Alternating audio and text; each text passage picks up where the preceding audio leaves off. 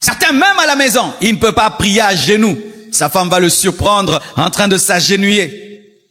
Son mari va le trouver en train de s'agenouiller. Tu es toujours debout. Debout. Toujours debout. As-tu déjà vu un militaire qui refuse de faire le salut? Pour un salut, il peut être chassé. Ils font ça. Soumission, humilité. Et nous, il y a la prosternation à être à genoux. Tous les patriarches se prosternaient. Tous les patriarches se prosternaient.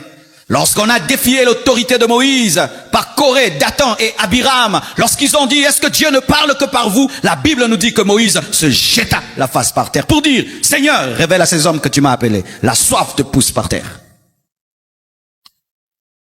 Quand les hommes te défient et ils veulent voir ton Dieu, prosterne-toi devant Dieu.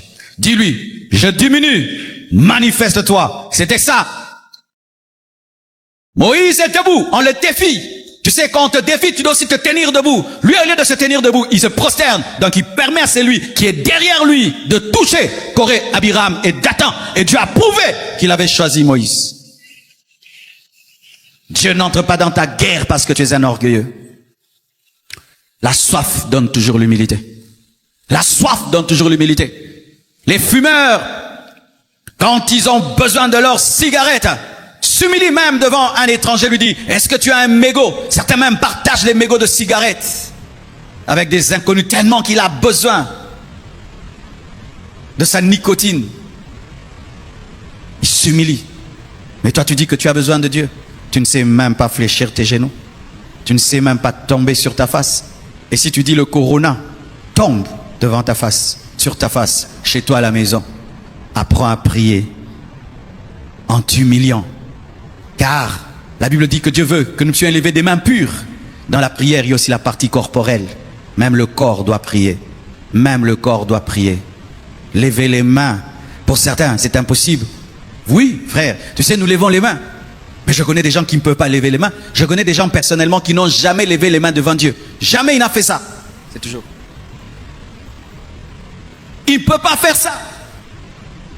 L'orgueil, il ne peut même pas faire ça. Mais oui, tu es là.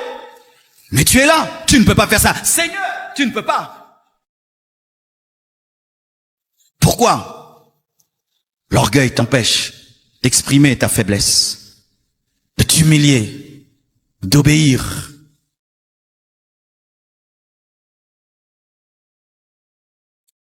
Élie, lorsqu'il a désiré la pluie, il s'est agenouillé et il a mis son visage entre ses deux genoux, afin d'enfanter la pluie.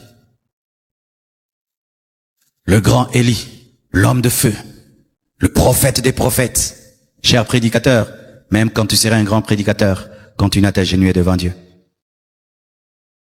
Il n'y a pas un niveau qu'on atteint avec Dieu qui nous empêche d'être humbles. Le grand prophète, qui pouvait arrêter la pluie, pouvait toujours s'agenouiller. Pouvait toujours s'agenouiller, montrant à Dieu, je ne suis pas satisfait.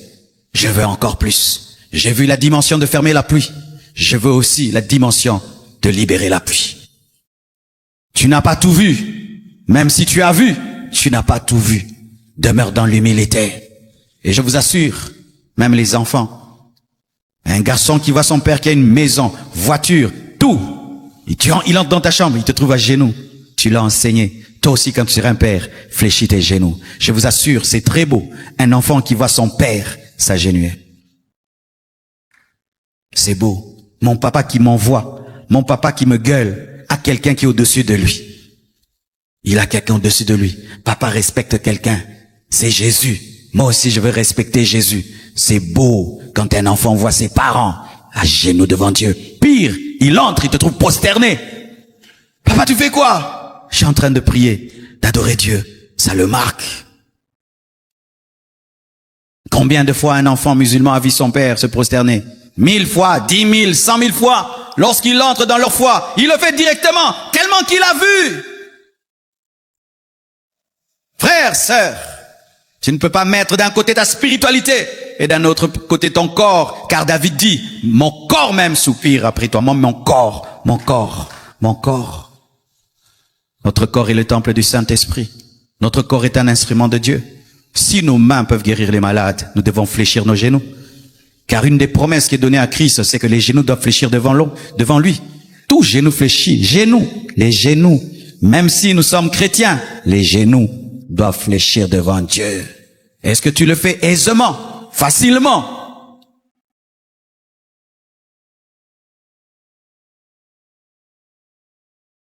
Cinquièmement, 1 Samuel 1, verset 7, la Bible dit, « Et toutes les années, il en était ainsi.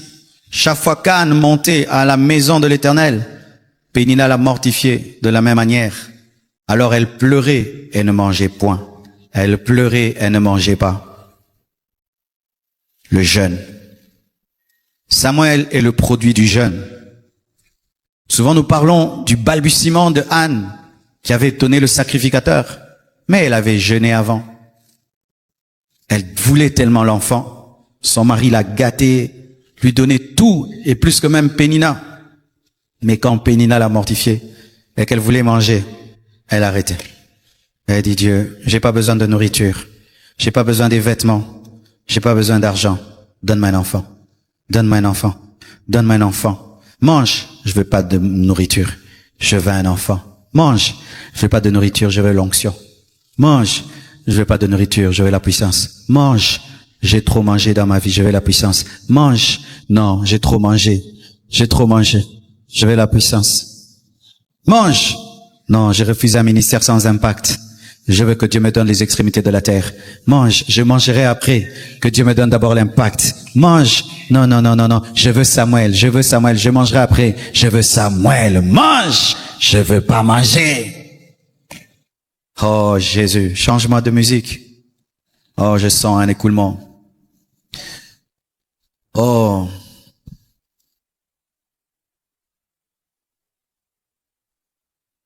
Je ne dis pas qu'il faut souffrir pour que Dieu nous donne, mais je dis qu'il faut obéir pour que Dieu nous donne. Un homme de Dieu aux États-Unis faisait grandir les jambes des gens. Il te touche comme ça, tu as une jambe courte, il a fait grandir. Il fait pousser ta main devant tout le monde. Et je regardais beaucoup ces vidéos et j'étais très impressionné. Il n'y avait pas de fausseté, c'était des vrais miracles. Et maintenant, je suis allé quelque part, on a donné le secret de sa vie. Il s'appelle Allen Alonso. Vous savez ce qui lui est arrivé? C'était un bon prédicateur, mais il n'avait pas d'onction. Il n'avait pas de puissance. Et il était conscient qu'il n'en avait pas. Frère, quand tu n'as pas l'onction, tu dois être conscient que tu n'as pas. Si tu n'es pas conscient, tu vas vivre dans des suppositions de puissance que tu n'as pas. Jusqu'à ce qu'un jour tu vas échouer publiquement et tu te rendras compte que tu n'es pas loin. Et cet homme a dit, je vais aller jeûner. Mais il aimait tellement manger. Son plus grand problème, c'était la nourriture. Comme certains chrétiens, leur plus grand problème, c'est manger. Alors quand il jeûnait, si seulement sa femme prépare une bonne nourriture, il coupait les jeûnes. Il a fait ça plusieurs fois. Au point où quand il entrait en jeûne, sa femme rigolait. Et un jour, il est allé encore jeûner. Sa femme a préparé. Il a voulu sortir, Dieu lui dit, reste là. Et Dieu lui a donné les secrets de son ministère. Le secret de son ministère, c'était ceci. Le prince de ce monde vient, mais il n'y a rien de lui en moi. Il devait regarder dans sa vie tout ce qui était du diable. Et Dieu lui avait révélé 13 péchés dans sa vie. Il a dit, le jour que tu arrêteras ces 13 choses, je vais commencer à t'utiliser. Et il a commencé quand il est sorti. Il a dit à sa femme, donne-moi vite un papier. Quoi? Dieu m'a parlé.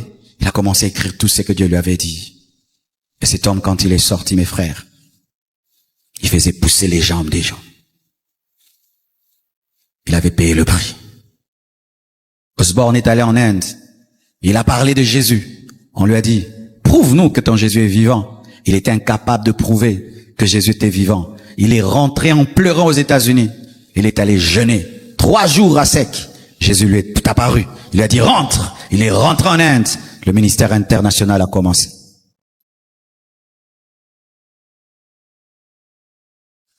Tu as fait le jeûne Alpha 40 avec tout le monde. Pendant 7 années, il y a aussi ton propre jeûne que tu dois faire. Keria Zuntala.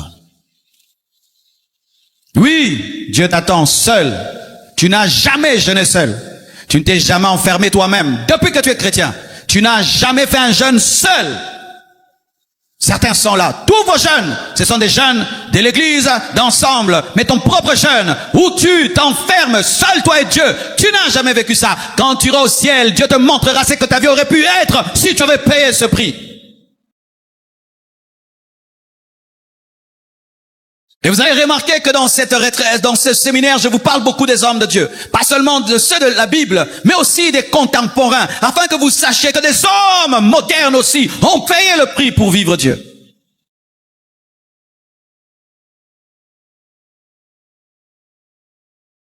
Nous avons grandi avec de telles histoires. Je viens d'une retraite, je vais en retraite. Nous, on a grandi comme ça. Il est où? Il est en retraite. Il vient d'où? Il vient de la retraite. Pas la retraite de l'église. Il y avait toujours des disparitions et des paritions. Et les gens, quand ils paraissaient avec une onction, il est modérateur, il disparaît, quand il revient, il prend la chair, boum. Quand si tu entres en retraite, tu reviens, boum. Et l'église vivait la puissance de Dieu. Mais certains, pendant toute une année, il va attendre Alpha 40 encore. Si l'église ne fait aucun programme de jeûne, il ne va jamais jeûner. Pour jeûner, il faut qu'il passe par la cure d'âme et la délivrance pour jeûner. Jamais tu n'as des jeûnes de soif de Dieu. Des jeûnes de soir, pourquoi tu jeûnes? Je veux être loin de ma femme, loin de mes enfants, loin de tout, seul avec Dieu. Point barre. Tu dois apprendre à t'enfermer. Tu dois apprendre à quitter les gens. Tu dois apprendre à être seul à un endroit où tu n'es pas dérangé pendant des jours.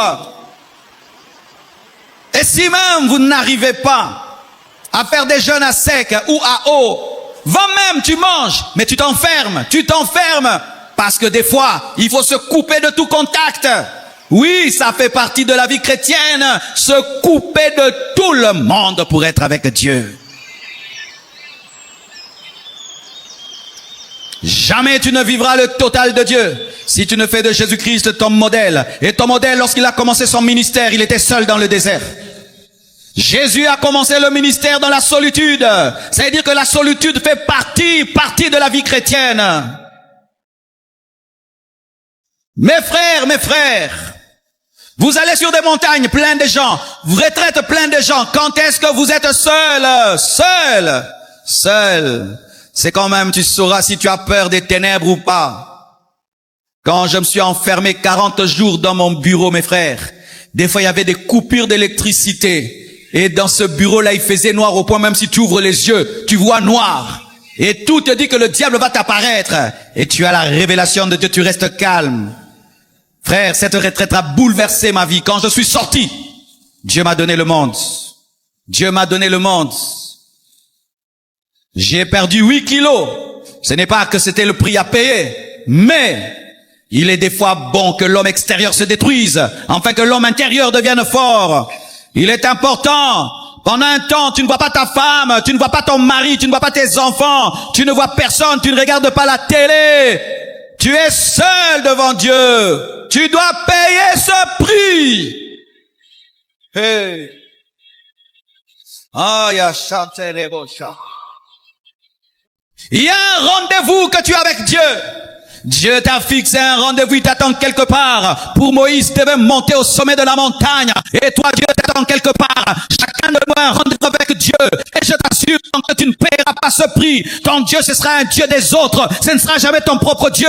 Et devant le buisson ardent, on n'est pas à 2, on n'est pas à 3, on est seul. Lorsque Jacob a combattu, il était seul. Jacob était seul. Il a laissé sa femme dévancer, ses travailleurs dévancer, les enfants dévancer. Il y a un temps où tu dois te couper de tout et de payer le prix d'être devant Dieu. Parce que des fois, Dieu doit te parler pendant un jour, mais des fois, il veut te parler pendant une semaine, des fois, il veut te parler pendant un mois. Mais comment il va faire si tu lui donnes pas tout un mois?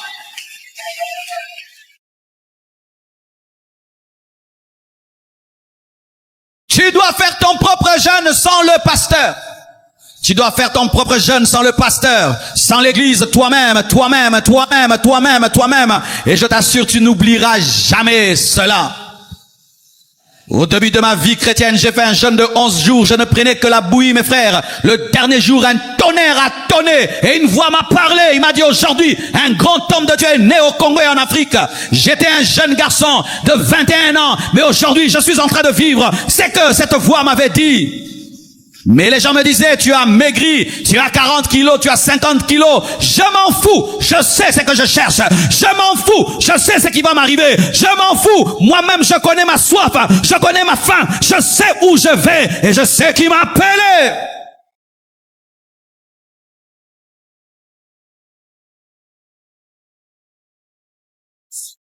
On peut te donner des cours sur la présence de Dieu. On peut te donner des cours sur la voix de Dieu. Mais tant que tu ne payes pas le prix d'aller vers lui, jamais tu ne connaîtras sa voix, jamais tu ne connaîtras sa présence. Il y a des choses qui ne s'enseignent pas. Il y a des choses qui ne s'enseignent pas. Je peux te parler de la théorie, mais tant que toi-même tu n'as pas vécu cela, jamais tu ne peux le savoir.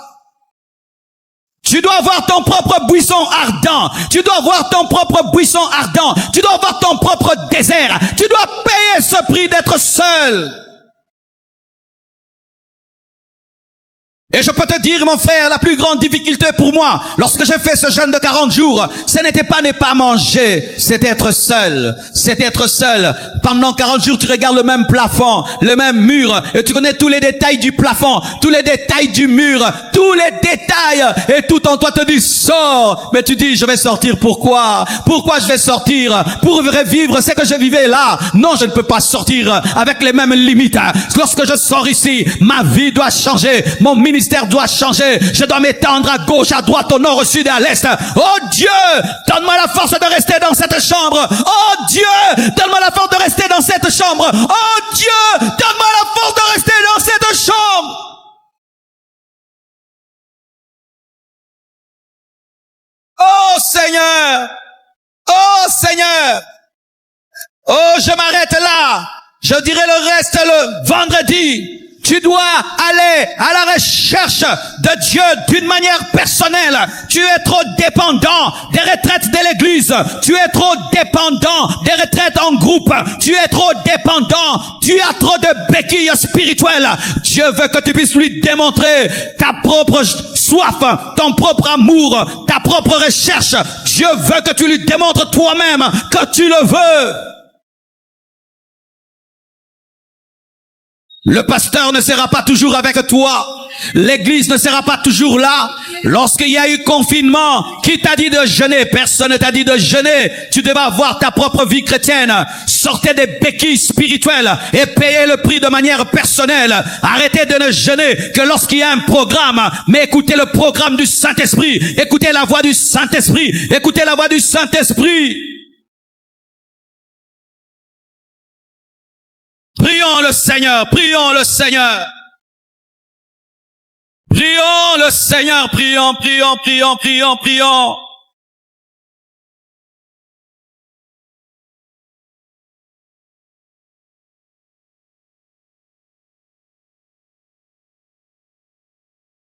Soit tu es debout, soit tu es prosterné, soit tu es à genoux. Prions le Seigneur.